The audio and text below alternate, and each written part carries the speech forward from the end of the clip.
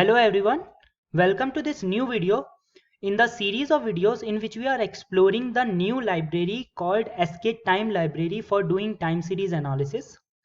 Now in the last two videos we discussed how can we use regression approach or rather machine learning regression approach to do forecasting in time series. Now from now onwards, and I would say it would take me probably maybe 3-4 videos to cover the entire statistical forecasting methods. So from now onwards I will be talking about statistical forecasting models.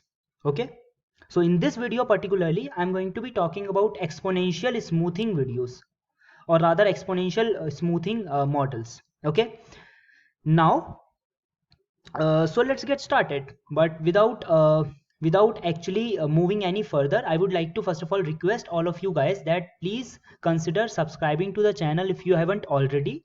And also, after you have watched this video and if you like the content, then please give it a thumbs up. It would really encourage me more to create more such kind of contents. Okay, so let's get started.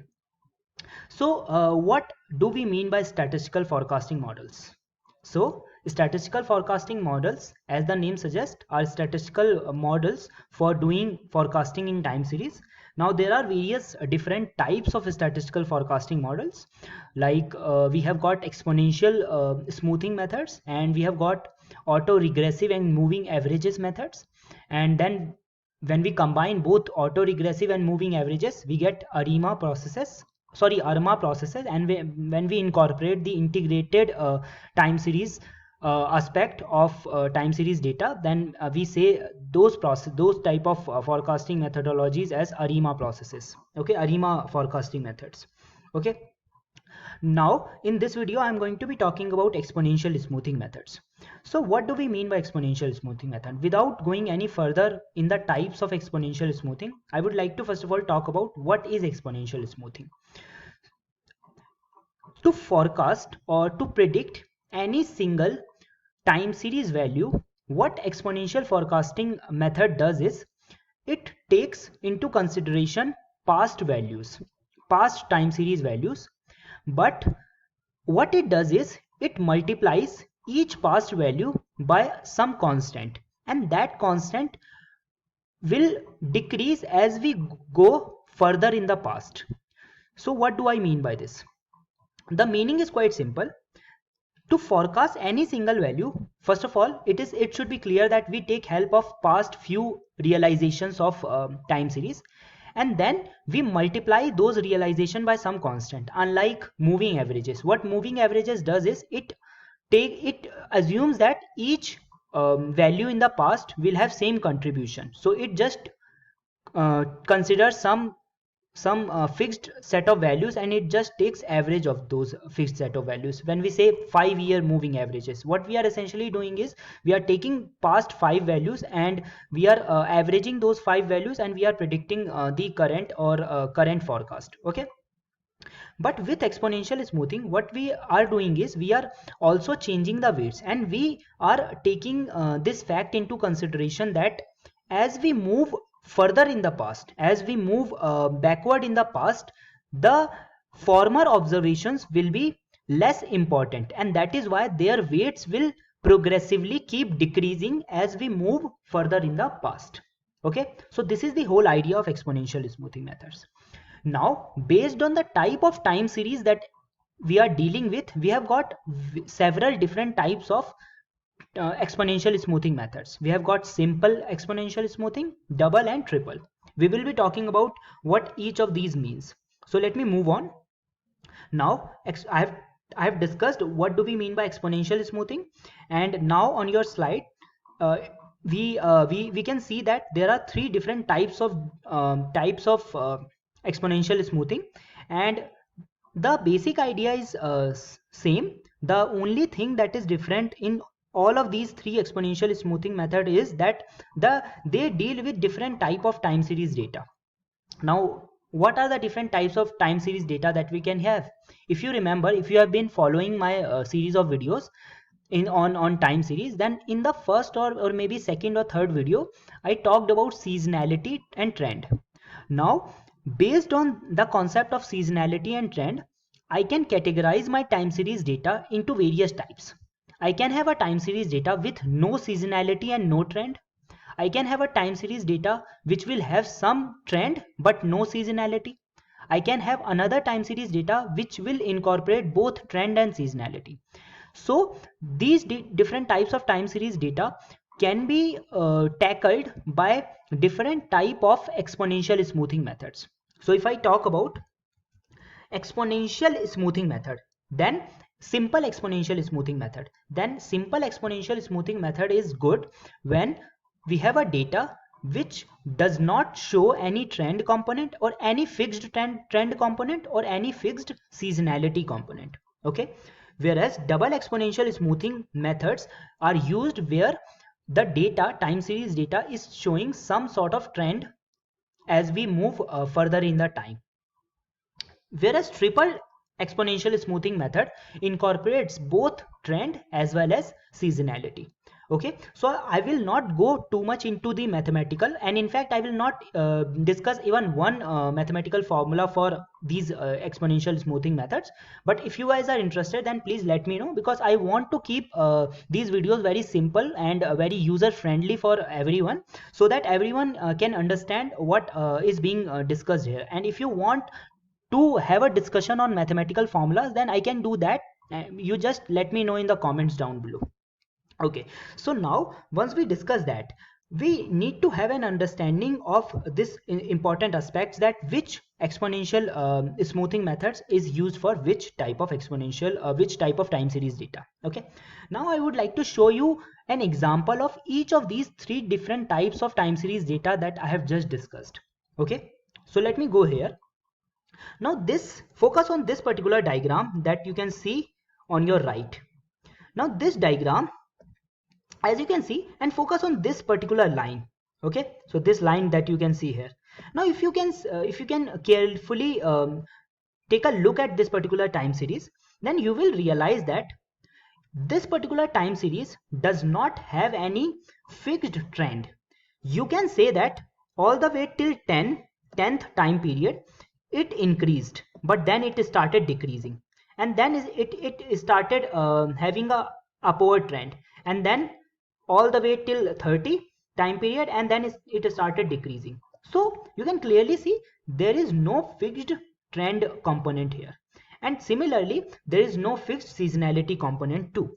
Okay, now let me move on. So this particular data can be tackled using simple exponential smoothing method. Now let me go to the double exponential smoothing method. Now notice this particular diagram. Try to see this particular diagram. Now this diagram is having this clear trend, clear upward trend. So hence this particular time series data can be tackled using double exponential smoothing method. Now if a particular time series data has both single as well as double, or rather I should say, sorry, if a time series data has both trend and seasonality part associated to it, then we can use triple exponential smoothing method, and you can clearly see that from here. Overall, as we move to the right, overall you can clearly see this value is increasing on the average. Okay, and also in each year there is this type of pattern for each year, and that pattern shows us the component of seasonality. Okay, so I hope you get the points that when to use what.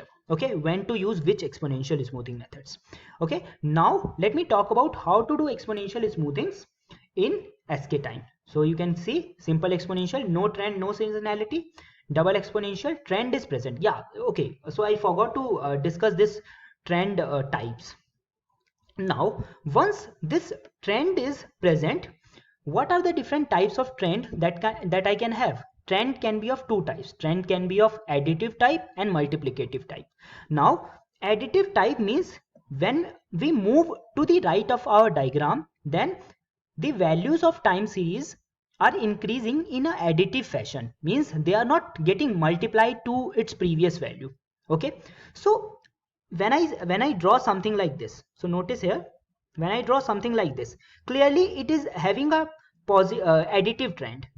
Okay, but if I draw something like so if I say that for the first time I am having this value, but for the second time I am having this value, for the third time I am having this value. So as you can see, the values are getting exponentially increasing, so hence our time series is showing a multiplicative trend. Okay, so I hope you get the points. Now we have got triple exponential smoothing methods, and by the way, triple exponential smoothing is also known as Holt and Winters exponential smoothing methods. Now in this particular exponential, as we have discussed earlier, that both trend as well as seasonality component is present. Now both of these components can be of two types. It can be of additive as well as multiplicative types. Now here, now I would like to stop talking about this theory. I would like to start talking about how can I use this exponential smoothing in SK time. And it's actually quite very easy. Okay, it's quite easy because there is only one class that we need to understand, and that class is known as exponential smoothing. And from that class we can fit all of these three different types of exponential smoothers. Okay, so let us see how can we do this.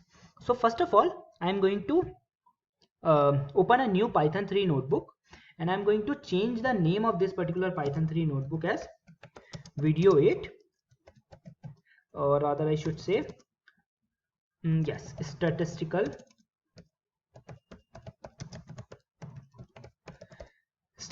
forecasting. And in the statistical forecasting we are talking about exponential smoothing. Okay, so after talking about exponential smoothing, so since this video has got really long, right now I need to discuss other things also. So what I will do is I'll just copy paste some of the stuff from the earlier lectures. So I'll open video 7 notebook so that I can get started really quickly. So first of all, I need this function for plot ys. So I'll copy this function and I'll paste it right here. I need the data, airline data. So where do we have that airline data? Yes, we need this particular data, and we need a temporal train test split, and we need this SMAP loss, and then matplotlib. And yeah, so I think that would be it. So I copied it because I do not have to write it down from scratch. Now I can run this cell, and after running this particular cell, what I will do is I will now import from sktime dot forecasting dot exponential smoothing. I'll import this class called exponential smoothing. Now we have imported this class. Let's load our data, airline, load airline, and let's split our data into train and test. So I'll say temporal train test split. I'll pass the airline variable and I'll specify the test size. I'll specify the test size as 36. It is saying airline is not defined. Airline, yes. So now what I can do is I can import numpy, or rather I should say I do not need numpy. I can just define forecasting horizon without numpy. Now by the way, if you guys don't understand what I am doing right now, please consider watching a previous set of videos. In those videos I discussed all of these in great details. Now we have got this forecasting horizon. What I need to do is I need to use this exponential smoothing. So what I'm going to do in this video is I want to remain very simple because I don't want to extend this video for quite long period. So what I'm going to do is I'm going to explain you how can we do simple and double exponential smoothing. And it's quite simple. First, the architecture is quite similar to what we have been doing in the past few set of videos. First, we need to define the model. So I'll say exponential smoothing. Now, by default, if I do not specify anything as an argument for to this particular exponential smoother, then by default it is going to fit a simple exponential smoothing method. But just to show you how those arguments needs to be passed, I would like to show you how those arguments can be used. Okay, so I'll say first of all trend. So trend can be set to additive, add for additive trend, mult for multiplicative trend, and similar to this I can have a seasonality component.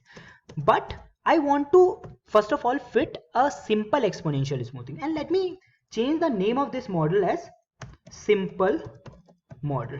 Okay, sorry, let me get rid of this cell. Okay, I'll say simple exponential smoothing. I'll say trend is equal to none, so I'll say no trend. And when I'm saying no trend, which means I'm saying to my exponential smoother that in my data there is no trend, although there might be, but by default when you say when you use trend as none, then you are using a simple exponential. Okay, now I have specified both trend and seasonality as none. So if I hit enter here, I have just created a model. Now I can fit this model using our train data. So after fitting the model, yes, we have successfully fitted our model. Now what we need to do is we need to get the predictions. We'll say simple exponential dot predict, and I'll specify forecasting horizon. So I got the predictions. Okay, so I have got these predictions. Now what I can do is I can plot my predictions using plot ys. So in the plot ys, I'll specify train, test, and predictions, and I'll specify the labels train, test, predictions. Okay, so cool. So this is what our model is giving as a performance. Now try to answer this question, that why do you think that this particular model is performing very poorly on our data? Because clearly our assumptions were wrong. What did our assumptions tell? We assumed that there is no trend, but there is. We can clearly see from this diagram, from the airline diagram, we can clearly see there is a clear component of trend. Okay, now again I assume that there is no seasonality, but similar to this, there is a seasonal component. You can clearly see these are seasonal components, that these yearly fluctuations that we are seeing, these represents seasonal components. So clearly our assumptions regarding the absence of trend components and seasonal components are wrong. So what we need to do is we need to now create a double exponential, and in the double exponential, what I'm going to do is I'm going to set this trend to additive trend. Okay, and let's see what is the output that we get. Okay, now we have set the double exponential. I'll say double exponential dot fit, I'll say train. Okay, after we have fitted this double exponential, I can again compute these predictions. So I'll say predictions are double exponential dot predict. Okay, so we have got the predictions. Okay, now what we need to do is we need to plot these predictions. So let me copy this cell. So now notice here, the moment I specified my trend component as additive, clearly this addition is having some effect, because earlier my model was predicting each entry in the future as constant. You can clearly see this from this particular diagram, which is just saying that all the predictions are parallel to the x-axis, whereas here we can clearly see it is incorporating this trend component. Okay, now let me incorporate the seasonal component also, and let me copy this whole cell, and here I'll say triple exponential smoothing, and notice I'm going to be running into an error, and I will try to fix that with you. So if I hit enter, currently it is not giving me error. I think I need to specify the seasonal period also, but let me see if it gives any error without specifying that. If not, okay, so I'll say triple exponential dot fit, and I'll specify the training. So notice here it is saying none type object has no attribute called rule code. Why this is giving me this error? I have no idea.